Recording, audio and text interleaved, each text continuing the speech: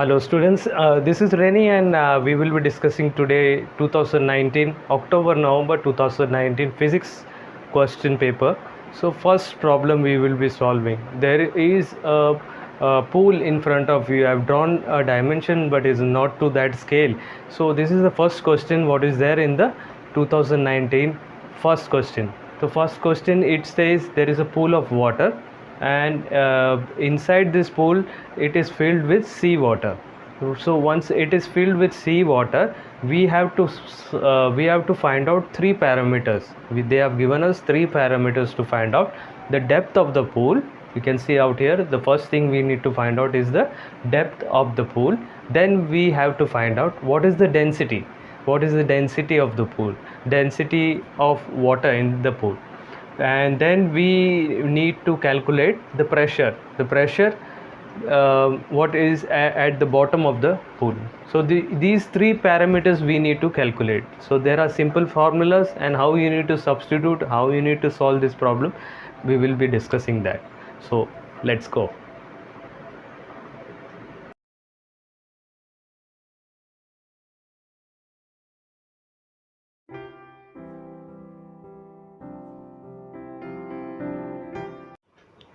I hope you have already found out what is the depth, what is the pressure, and what is the density of the seawater. So let's move towards the problem. This is the problem what is mentioned in the question 1. The top view of the rectangular padding pool is of constant depth. The pool is filled with sea water. One of the dimensions is given 44 meters. We have taken the length as 44 meters and the breadth as 22 meters. You have seen the diagram before, right? So that is what we have seen. Now how you need to solve? There are three parameters you need to find out. So let me read one by one. So first thing what you need to find out is the first question, part 1. Let's proceed. What is the part 1?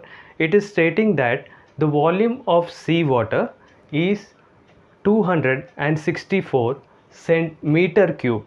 Okay, that the volume of sea water in the pool is 264 meter cube. Calculate the depth of the pool. So depth, in a sense, if you see in two-dimensional figure, you have seen the diagram before where the length is there and the breadth is there. Now the third parameter, when it comes, the depth means you have to find out the height, right? So that is where this formula comes in the picture. You have to actually calculate the depth, in a sense the height. Here we have taken the height as the depth, right? So volume of the total volume of the sea water inside the pool will be, according to this formula states that volume is equal to, you are already aware of that, volume is equal to length into breadth into height. Height here is taken as the depth. Okay, so just height is interchanged with depth. And in the question, as you already know, 264 meter cube is the volume of the sea water. We have substituted over here, okay, in the place of volume. And then in the place of length, as I told you earlier, we have taken the length as 44 meters and the breadth as 20 meters. Okay, and we have to calculate the depth. This you can simply do by multiplication. You have to multiply these two terms. This will become meter cube and this will go in the denominator. Meter cube and meter cube will get cancelled. You will get meters, and 264 divided by 44 into 20, you will get an answer, the depth.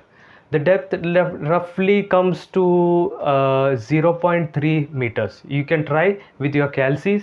You will get 0.3 meters.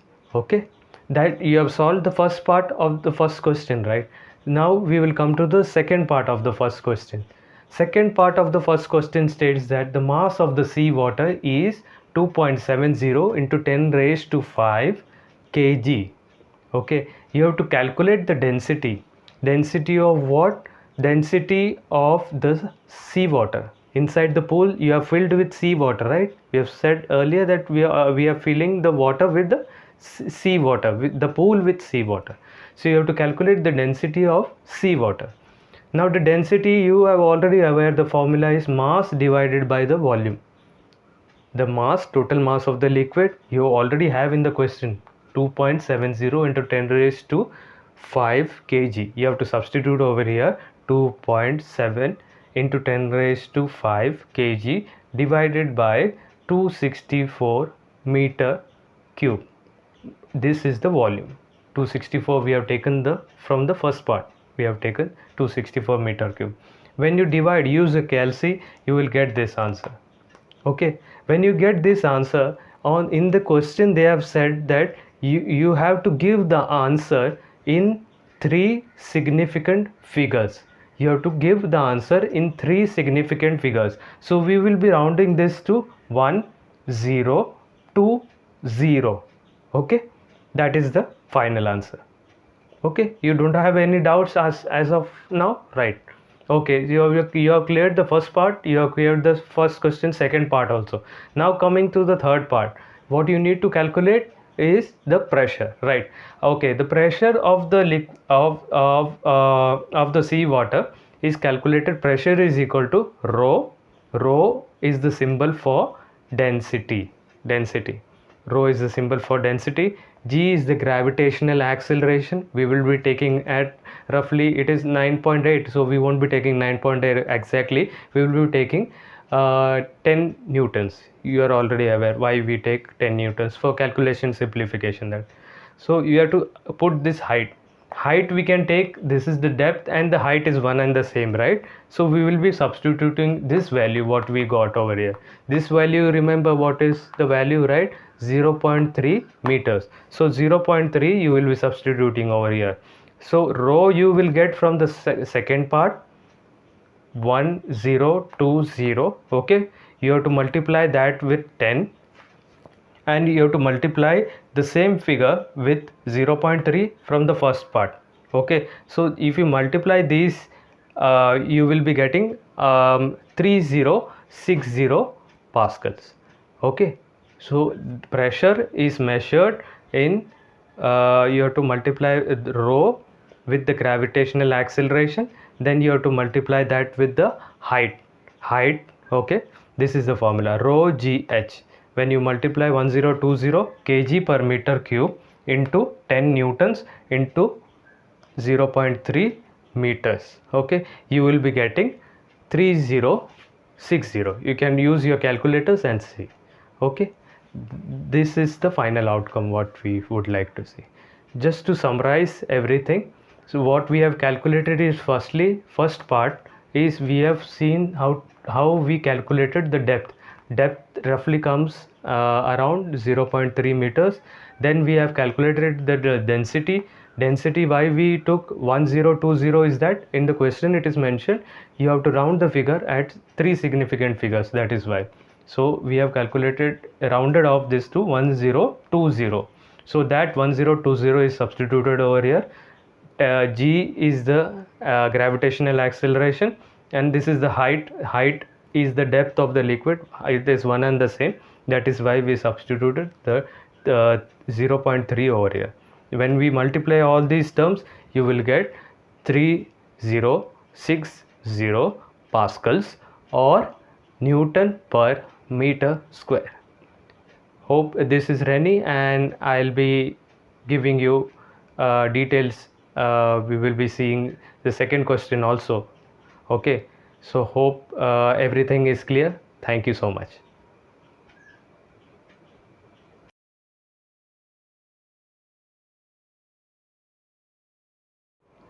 What we have discussed earlier, we will start with that. We had discussed till the first question, part 3. Part D shows that how can you measure that? You can easily measure that pool using a measuring tape. That is the fourth answer. Okay, so that we will be briefly discussing that. That is why I told you this answer. So the first question, part D, how can you measure the dimensions of the pool you can easily measure that using a measuring tape. That is the question of the answer of the same. Okay, so we'll jump into the second question now. So what happens in the second question is that you need to understand one particular concept. For that reason we are over here. So before going to the second question, you need to understand this concept. What is no resultant force? What is no resultant force is the concept what you really need to understand before answering the second question. You can see both forces are of the same magnitude. You can see if it is here it is 20, here it is 20. If here it is 30, it is here it is 30. You can see an object, both sides there is a pressure applied, there is a force applied to that object. When that object does not move, that means the resultant total force or the net force is zero. So this concept you need to understand first before going to the second question. What is a resultant force? No resultant force. No resultant force, in simple words, it is called the object is stationary even though there are two forces or n number of forces acting on the object. Here you can see one particular object with equal magnitude. In opposite direction the forces are applied. When one particular direction 20 Newton force is applied, in another particular direction 20 Newton force is applied. When the magnitude remains the same, the object remains stationary. That is called force. Total force is zero. In simple words, this same uh, phenomena can be told as the object remains stationary even though when two forces are acted on a particular object, but the forces needs to remain same. That is the only condition, and the object will remain stationary. In physics it is called F total is equal to 0. So this is the concept you need to understand thoroughly before attempting the second question. Once you have understood this concept, we can easily attempt the second question. So we will be jumping into the second question. Yeah, we will be going into the second question. The second question states that there is a uniform meter rule. Okay, so there is a uniform meter rule and there is a pivot and the object is balanced on this pivot. Okay, there is a weight attached over here, and this uniform meter rule, they have said that this is P and this is Q. The opposite point is Q, and in this 10 centimeter difference, the pivot there is a opposite equal and opposite force over here, the resultant force over here. So we will be that explaining that in a particular detail right now. So this is the diagram what is given in the second question. So there is a pivot and the uniform meter rule is balanced on the pivot. A weight is also attached. Okay, so what is the question? The question is that state any two conditions which must be true for an object in equilibrium. We had seen earlier that equal and opposite forces, when they are applied in the same magnitude, the F total or the net force is zero, right? We had seen that. So this also object remains stationary. So that example and this example is one and the same, right? Here also F total is zero. That is why this is in equilibrium or stationary. So what is the condition? There are two conditions out here. So this was blank. What is, you have to state the first condition and the second condition. So first condition, that will be, if you understood the concept out there, where two opposite forces of the same magnitude are pushed in equal and opposite direction, the object remains stationary, or F total is equal to 0, or the net force is equal to 0. So we will write what is the condition, what are the two conditions to explain if an object is in equilibrium or stationary. So first condition is that there will be no resultant force on the object, right? There will be no resultant force on the object. That is why the object is stationary, even though when there are two forces acting in equal and opposite direction. Okay, and the second condition will be there should be no resultant moment. Moment means if there are two moments, right? You are already aware of that. One is clockwise and anti-clockwise. So here the clockwise moment should be equal to the anti-clockwise moment. What is clockwise moment? It is the moment from the right to the left. If you are finding it hard to remember what is, how is movement, the direction of movement from the right to left, just see to your watch, at your watch. In your watch there is a seconds direction shown in your seconds direction. That seconds direction is shown from the right to left. Okay, so that direction, one direction, if you keep in your mind how clockwise movement is from the right to left, you can easily understand what is the second equal and opposite movement. Anti-clockwise movement will be from the left to right. Okay, from the left hand side to the right hand side. This is my left, and the movement will be, if it is anti-clockwise, from the left to the right direction, and if it is clockwise, the movement will be from the right direction to, this is my right, to the left direction. So this is a clockwise movement and this is the anti-clockwise movement. Okay, so to remember this, just see your watch. There is a seconds indicator going on. So in your all your watches you can see the direction. If you get confused, just remember one of the directions, clockwise. It is from the right hand side to the left hand side. So this is the first question, second question, first part. Okay, so I'll give you a brief what we had discussed.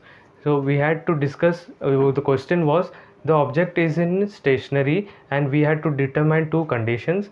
We said the first condition, the object, there will be no resultant force, F total is equal to 0. We had shown with an example that how F total is 0. So, and the second condition is that clockwise movement should be equal to anti-clockwise movement, then only the object will remain stationary. Okay, and the directions we had discussed, just remember, from right to left is clockwise and the opposite is anti-clockwise. Okay, that is the second question, first part.